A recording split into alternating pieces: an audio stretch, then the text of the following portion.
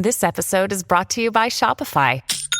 Forget the frustration of picking commerce platforms when you switch your business to Shopify, the global commerce platform that supercharges your selling wherever you sell. With Shopify, you'll harness the same intuitive features, trusted apps, and powerful analytics used by the world's leading brands. Sign up today for your $1 per month trial period at shopify.com/tech, all lowercase. That's shopify.com/tech.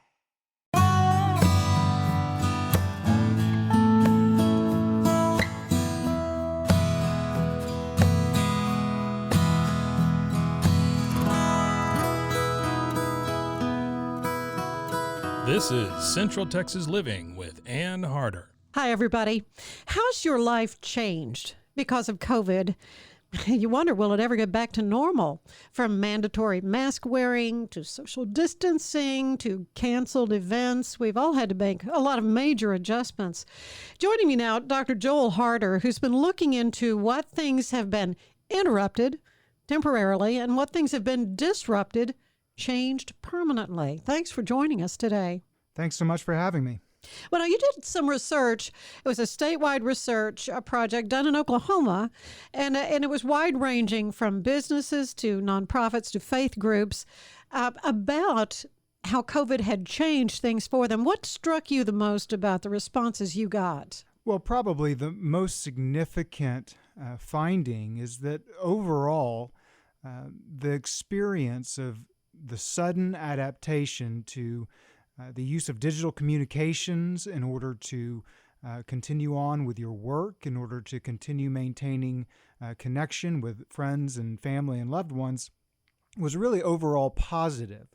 Certainly, there was a lot of unknowns. There was a lot of uncertainty for a lot of people. This was a brand new use of technology, but overall, people had a very positive experience using the technology. And when we launched this study, we really wanted to do a statewide case study to get a snapshot of, based upon multiple industries, sectors, types of work, what was the overall experience using technology. And then we'd be able to use the data from this study to really help leaders of organizations, both in private business, state agencies, educational institutions, as well as nonprofits and faith communities, to think in the short and long term about how they can be planning to really use this powerful technology moving forward.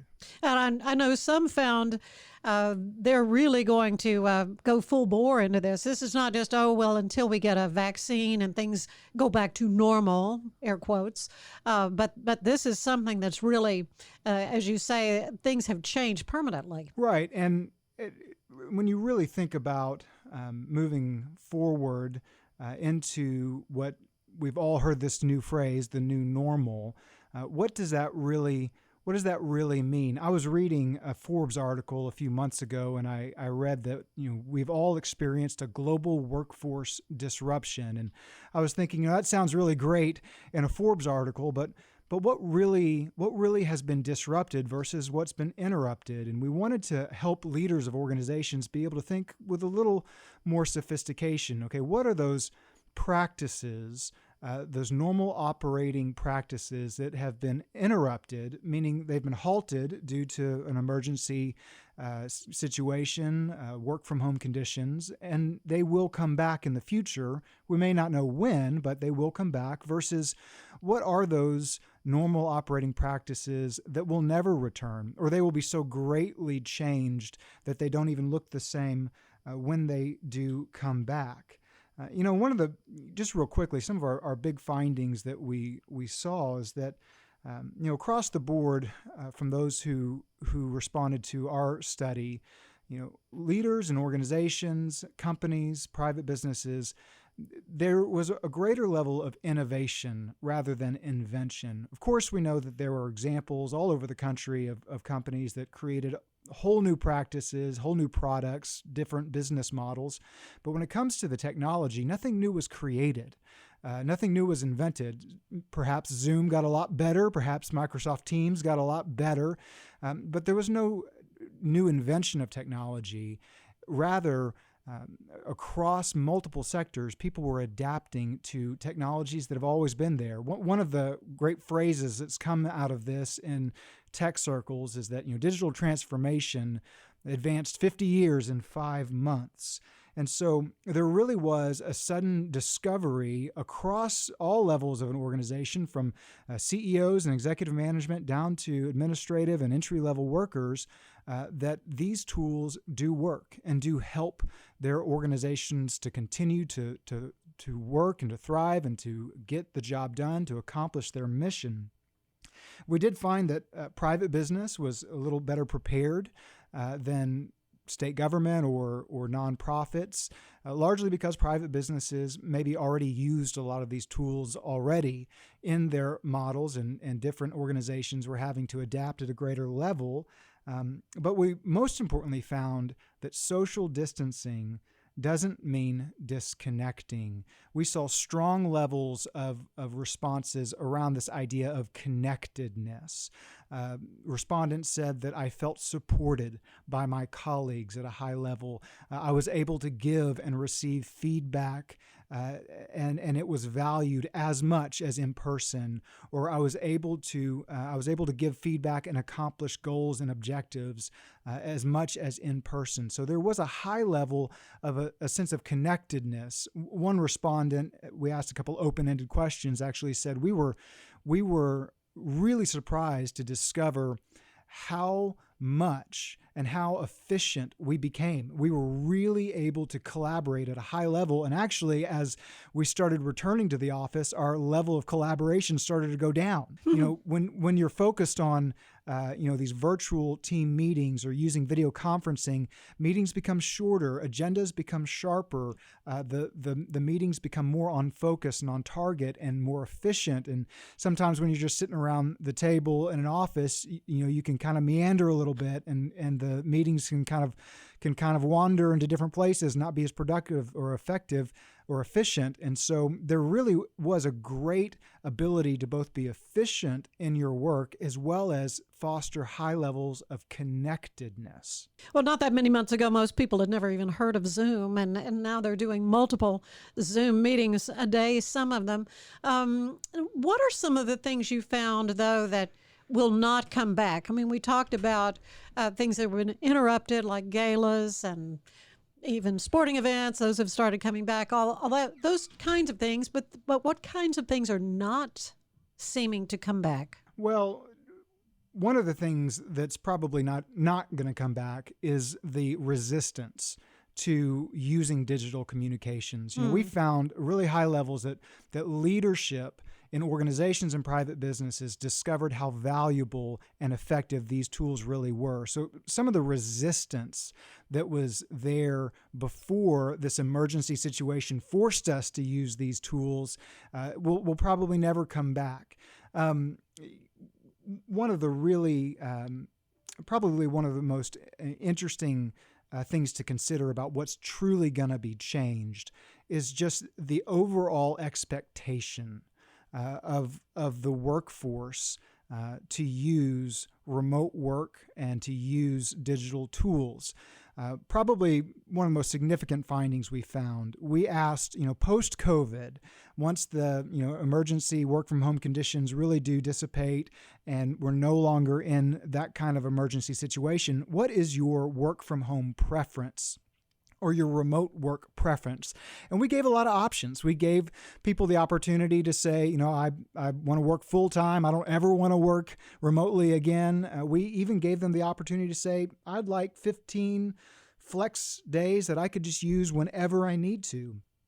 And still, the vast majority of the largest majority of our responses, and almost half of all respondents said, I want to work remotely 2 to 3 days per week. Wow. And this really signifies that this expectation and desire for a remote work way of life truly is going to be a permanent change in how companies and businesses establish their HR policies. And that's going to have wide-ranging implications. A lot of other thinkers and researchers have talked about what's this going to do to the real estate market. And you think about how residential property is developed, and it's no longer going to be a realtor says, well, this room could be used as an office. No, homes will be actually developed or retrofitted with the idea of a home office in mind, where there'll be maybe soundproofing materials used to create a more isolated space with higher levels of infrastructure so that there's greater internet connectivity for the home office. The use of commercial real estate and how that's going to change the need to have vast amounts of square footage to office employees. That's going to change a lot. You also look at the travel industry, and this is probably a real open question. What will this experience do to business travel? You discovered you can have a really productive meeting, and you don't need to necessarily, you don't need to lose a day or two and fly across the country to do it. So, there's going to be a give and take, and there's going to be a return to some of these things based upon industry and vocation and work job type. But there's a permanent change that's coming out of this experience. Well, there's another aspect. You were talking about people's feeling connected, even with the digital remote working and that sort of thing. And that was the ideas of synchronous and asynchronous communications. Let's talk about that a little bit, because, as a communicator, you want to have the best possible, reflection with that other person. So are there some tips we need to know maybe about communicating and in these kinds of digital ways? TIAA is on a mission. Why? Because 54% of Black Americans don't have enough savings to retire. So in collaboration with big-name artists like Wyclef Jean, TIAA released Paper Right, new music inspiring a new financial future. With 100% of streaming sales going to a nonprofit that teaches students how to invest. Stream Paper Right now and help close the gap. Absolutely. And there are some really great techniques and approaches to use this well. And let me just give a little background before we jump into one of those. Even though there was a high level of connectedness that we did find, and the overall experience was positive, we did find that people in our study connected better to work and close family through digital communications, saying that either those connections were significantly unhindered or not hindered at all. But then when you looked at family networks, extended family networks, friends, social organizations, faith community, higher levels, saying that those connections were completely blocked. And it could be that people were just prioritizing work, and there was fatigue, and after having Zoom calls and using all of this technology all day long, all week long for work, they're just burned out. They don't want to do another Zoom call. It could be that it's just simply harder to connect to those other kinds of networks and friends and religious community than it is to work. But what we found was when real-time interaction or synchronous communication increased, there was an increase in a sense of connectedness. So as real-time interaction increased, people at a greater level said, I feel supported by my colleagues, or even those other spheres of connections where there was a greater level of a block in that connection. When there was an increase in real-time interaction, there was a greater ability to connect with those people in your life. And so when I talk about real-time interaction, synchronous versus asynchronous, I'm not talking about one being good and the other being bad.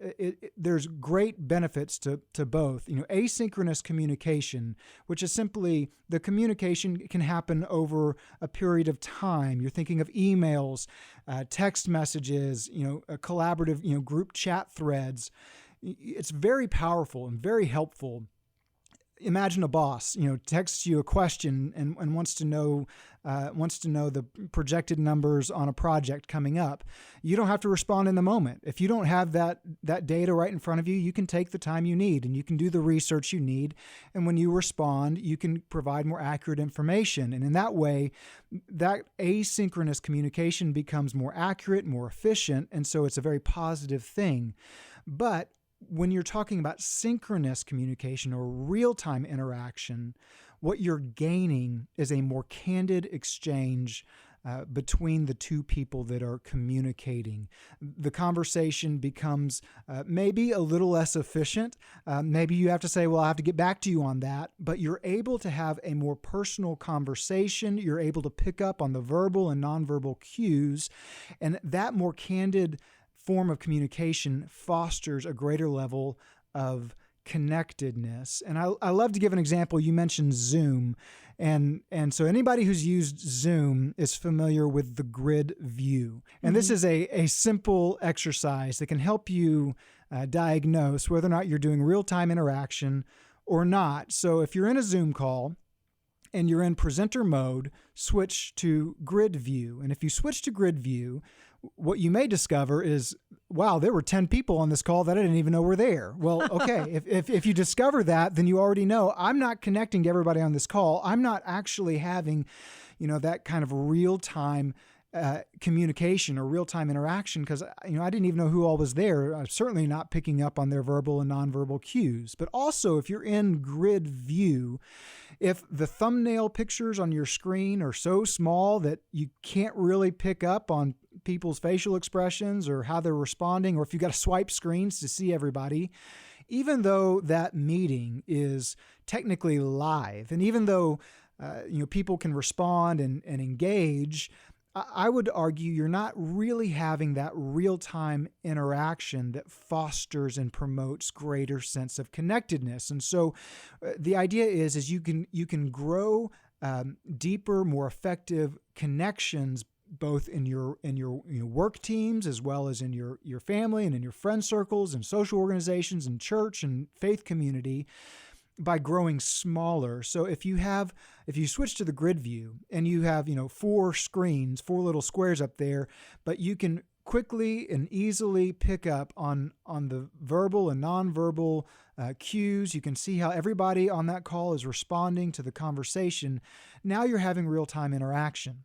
And that is going to create a greater sense of connectedness. And so when you think about this as a leader in an organization, or maybe you're managing a dispersed workforce or remote teams, you don't want to overdo your video conferences. You don't want to burn people out with video conference, video meeting, and create that sense of fatigue. And so begin to create rhythms for your team so that you're able to have that efficient and take advantage of all the benefits of the asynchronous communication and get the job done, let everybody work, but also have a rhythm of regular video conferences, team check-ins, maybe just do high level, connect on the work, connect on the objectives, but just check in with each other and allow for that more candid conversation. It doesn't have to be long, but it just creates a great opportunity that the data is showing will support the sense of connection that really builds that culture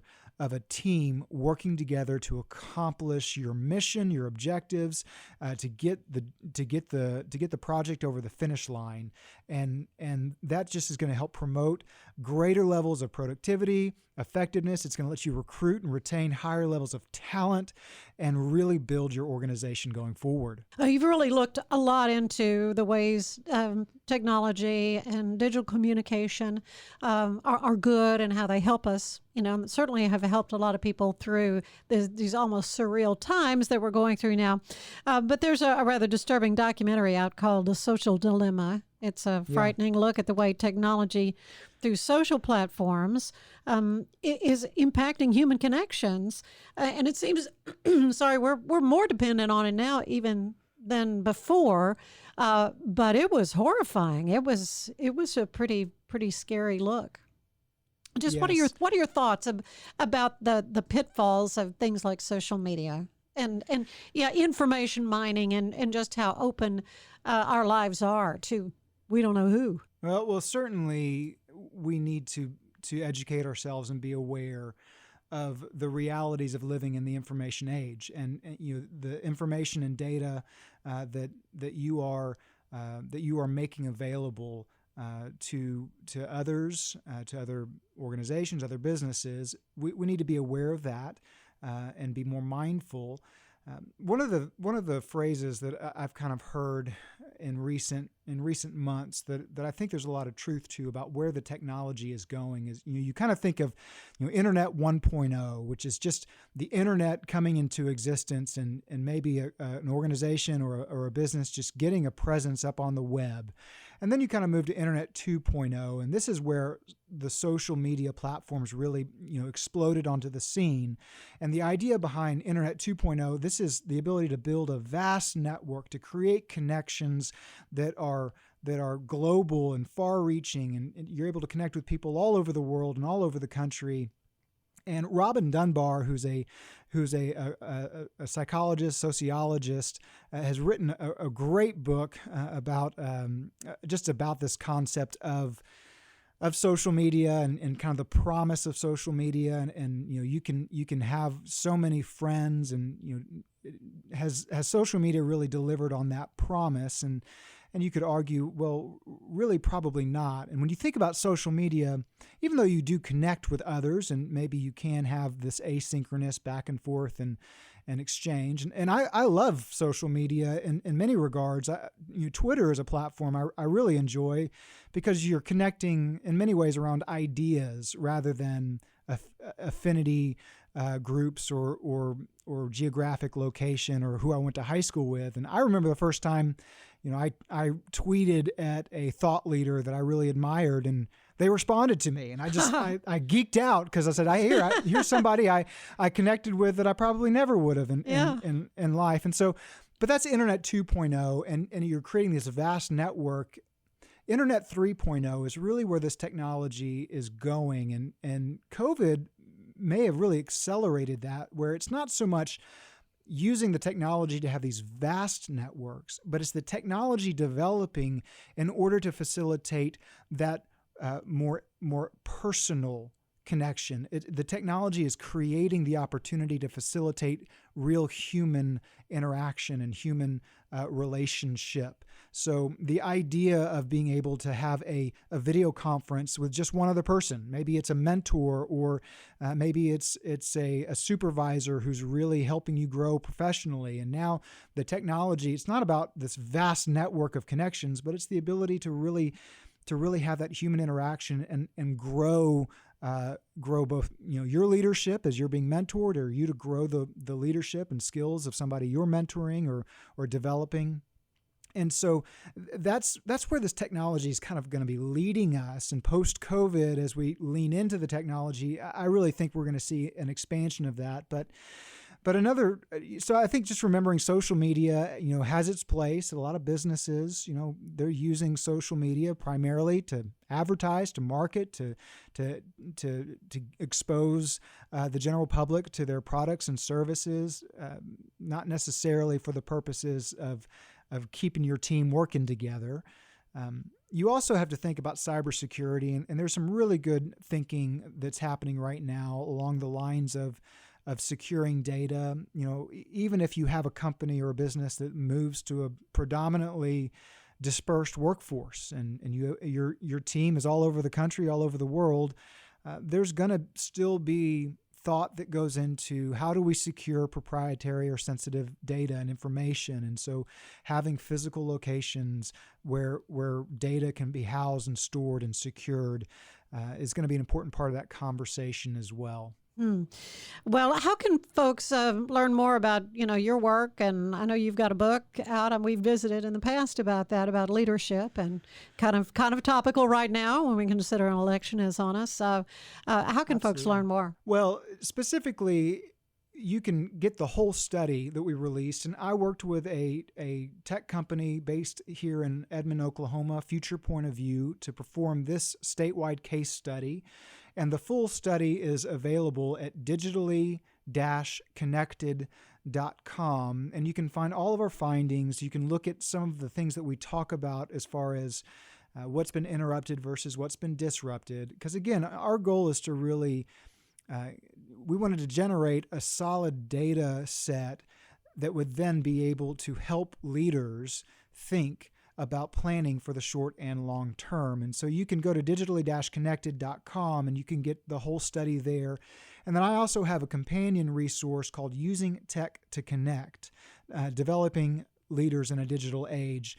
And this is a resource that I have used and done trainings with leadership in the Department of Defense through a military base here in Oklahoma. I'm working with some various organizations and businesses to look at the findings from our statewide case study and then lean into some key techniques to use the technology, not just to survive, but to thrive. So digitally-connected.com. My website is joelwharder.com, and you can find a lot of the work that I'm doing, and you can connect with me there. Thank you, Dr. Joel Harder, with us today. Appreciate the work you're doing, because, we're all kind of making it through these strange days together one day at a time, but it's kind of neat to hear about the studies of where things seem to be going. Absolutely. And I know 2020 has been a very disorienting year and certainly unexpected and uncomfortable in many ways.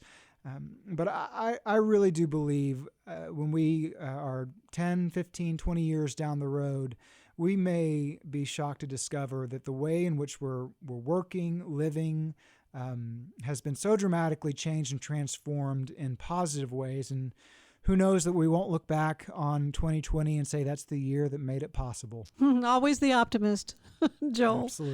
Absolutely. Thank you so much. Thank you. Central Texas Living is part of the Rogue Media Network family. Be sure to check out their other shows at roguemedianetwork.com. Please rate us 5 stars on iTunes and anywhere else you get your podcasts. Join us again soon for more Central Texas Living, the podcast.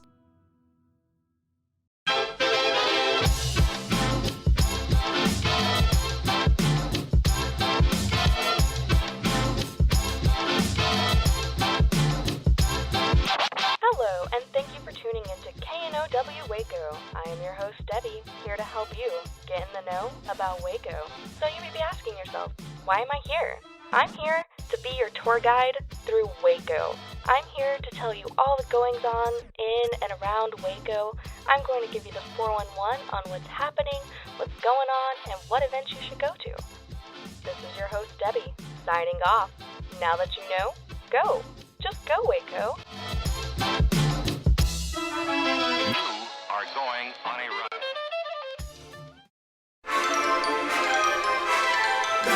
run. Are you building a new business while managing a family? Are you tired of trying to balance home and work and everything seems to be coming up short? Then there's a podcast made just for you. Baking Your Business from Scratch is where we create the perfect recipe for building a successful business while managing your home and family with love. Come join us and see for yourself.